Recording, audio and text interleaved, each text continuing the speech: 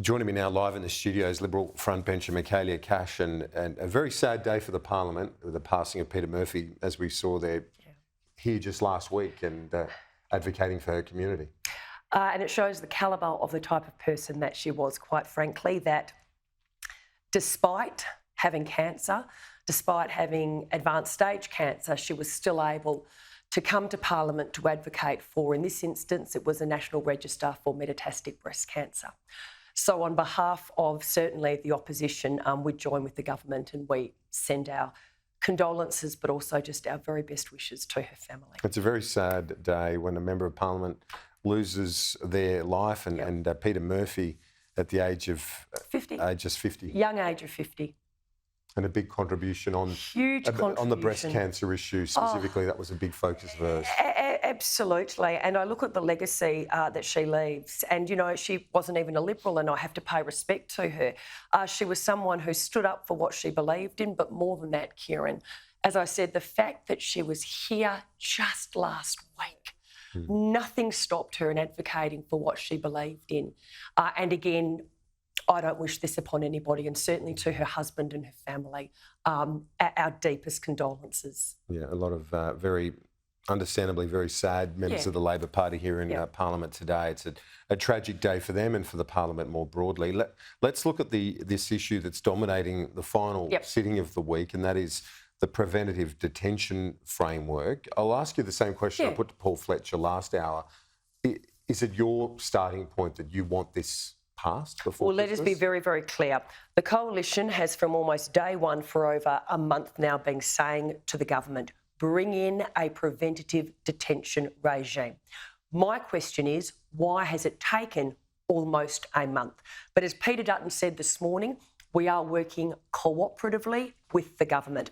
We want to ensure the safety and security of Australians. It is a very complex piece of legislation. Both Dan Tan and I were briefed initially this morning. We'll be briefed again tomorrow. There are a number of questions, though, that we do still have. And the first is, how many of the 148 people who we now know are released into the community will the minister make applications in relation to? The government were unable to tell us that this morning.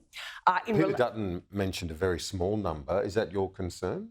My concern is... What is it based on? Absolutely. So basically, we know that as of question time today, there are now 148 criminals that have been released into the community. It has taken the government 1 month to bring this legislation into the Parliament. They'll bring it in on Wednesday, the amendments, that is, to the Senate. I would have thought the government would have a very clear understanding as to how many of the 148 the regime actually applies to. So I have to say, when we asked them this morning, both Dan and I were very surprised that there was no clear answer. But more than that, these regimes are done in conjunction with the states and territories, because you utilise the state and territory courts.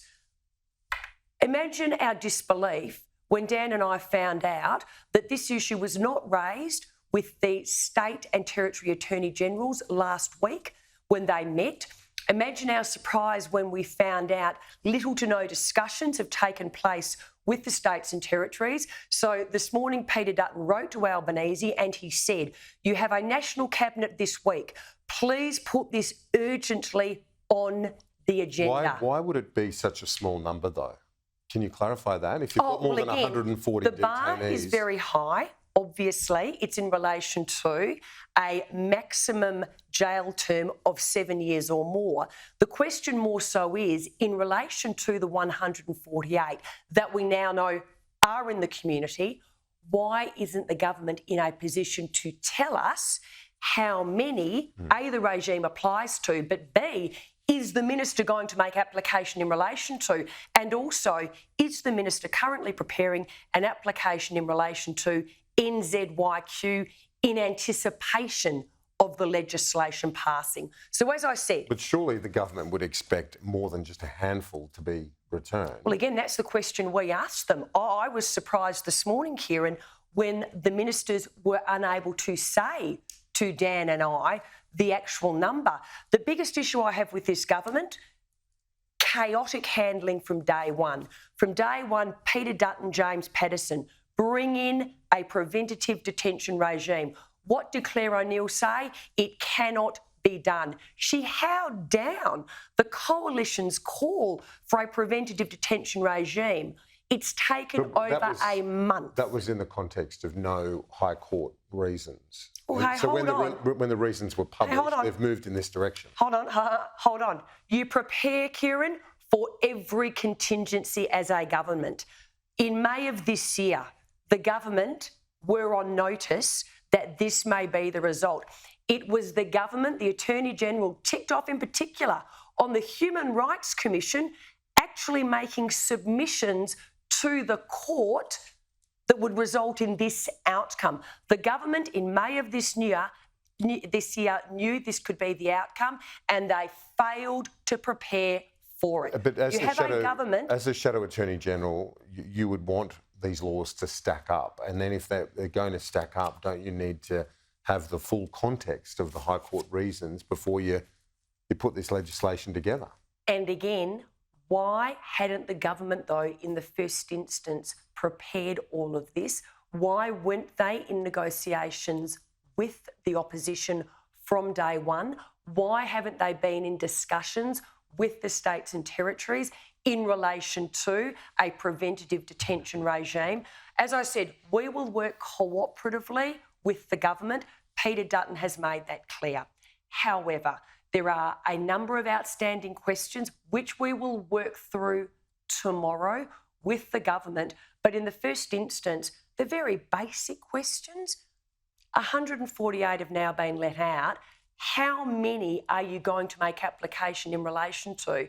A basic question like that, the government had no answer for. And so, again, if we conclude where we began a discussion on this topic, your instinct, though, is to back this, given you've been advocating for the preventative framework from the get-go. My instinct is to ensure the security and safety of the Australian people. And as I said, we are going to work constructively with them. Dan Tan and I, in briefings this morning, we only got the legislation very late last night. It is incredibly complex, but certainly we have a record that we stand on in terms of protecting the Australian people, and we will continue to stand on that record and work with the government. Shadow Attorney-General Michaelia Cash, thanks. Great to be with you, Kieran.